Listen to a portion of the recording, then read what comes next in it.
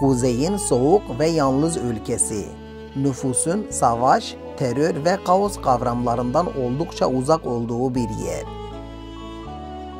Grönland'ı tanıyınca buradaki insanlarla aynı gezegende yaşadığınıza inanmak biraz zor gelebilir. O halde bir an önce tanımaya başlayalım. Dünyanın en büyük adası olan Grönland, Atlas Okyanusu'nun kuzeyinde Danimarka'ya bağlı bir özerk bölgedir. Bu sebeple bir yanı daima Avrupa'ya bağlıdır. Adaya gitmek için öncelikle Danimarka'ya gitmeniz gerekiyor.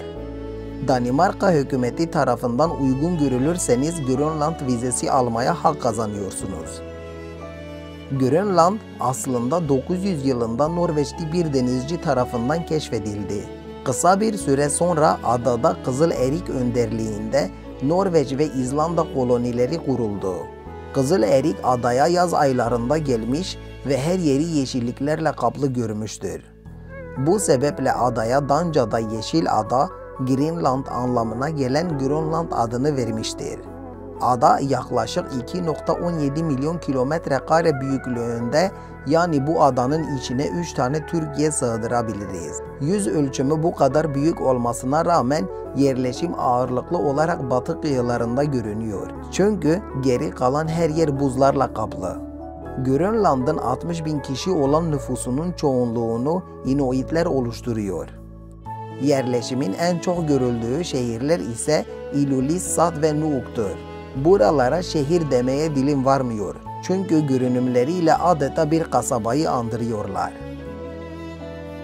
Ada 1775'te Danimarka kolonisi haline geldi ve 1953 yılında Danimarka tarafından eyalet haline getirilene kadar bu şekilde kaldı. 1979 yılında Danimarka parlamentosu tarafından ülkeye bazı yetkiler verildi ve ada özerk bir bölge haline getirildi.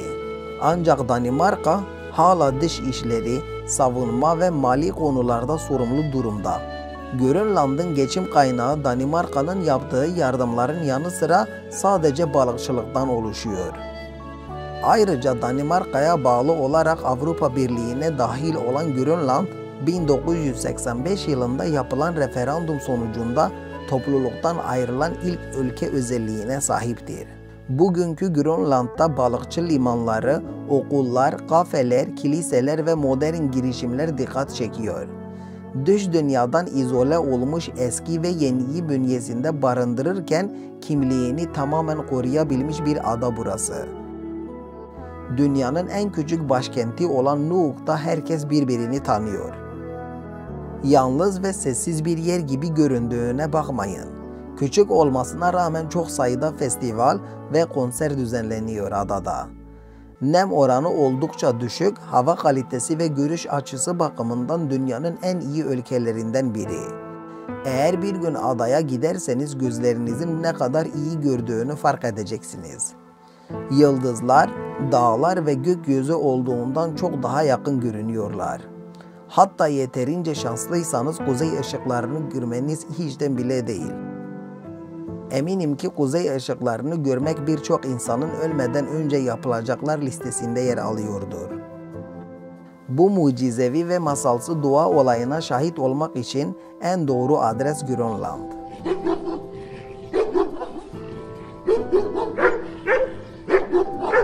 Geçtiğimiz yıllarda ABD Başkanı Donald Trump, Grönland adasının satın almak istediğini açıkladı. Bölgedeki enerji kaynakları ve yeni ticaret yolları üzerinde daha fazla söze sahip olabilmek için ABD Grönland'ı satın almak istiyor. Grönlandlılar ise ülkelerini satmak istemiyorlar. Onların siyasetten daha farklı bir sorunları var, o da küresel ısınma. Aslında bütün dünyayı ilgilendiren bir problem. Uluslararası küresel ısınma raporunda bu yaz sıcaklık rekoru kırıldı ve buzullarda bir hayli erime meydana geldiği belirtildi. İnsanoğlu doğayı bu kadar bilinçsizce kirletmeye devam ettikçe bunun önüne geçilemeyecek gibi görünüyor. Yüksek enlemlerde bulunmasından ötürü soğuk bir iklime sahip ülkenin başkenti olan Nuuk'ta Temmuz ayı sıcaklık ortalaması 10 derece iken Ocak ayı sıcaklık ortalaması -10 dereceyi geçiyor. Bu nedenle adada tarım yok denecek kadar az. Yapılan az sayıda tarım ülke ihtiyacını karşılamıyor. Bölge halkı bu soğuk hava koşullarında hayatta kalabilmek için çareyi ren geyiği etinde ve fok derisinden kürkler yapmakta bulmuşlardır. Grönland, kutup ayıları, kutup tilkileri ve ren geyiği gibi birçok farklı canlı türüne ev sahipliği yapıyor. Adanın doğusunda dünyanın en büyük milli parkı olan Krone adlı milli parkı bulunuyor. Bu milli parkın kapladığı alan o kadar büyük ki aralarında Türkiye, Fransa, Almanya ve İspanya gibi ülkelerin bulunduğu 163 ülkenin yüz ölçümünden daha büyük. Adaya 1946 yılında da dönemin ABD Başkanı Harry Truman da talip olmuştu. Harry Truman ada için Danimarka'ya 100 milyon dolar teklif etmişti.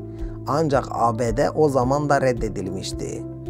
Büyük bölümü buzlarla kaplı olmasına rağmen stratejik konumu ve yeraltı zenginlikleri sayesinde ABD'nin hayallerini bir hayli süslüyor. Grönland, coğrafyası, ekonomisi ve tarihi hakkında detaylı bir araştırma sonucu oluşturduğum video buraya kadar. İzlediğiniz için teşekkür ederim. Destek amaçlı videoya bir beğeni atmayı, kanala halen abone değilseniz abone olmayı unutmayın. Diğer videolarımı izlemek için kanalımı ziyaret edebilirsiniz. Bir sonraki videoda görüşmek üzere, hoşça kalın.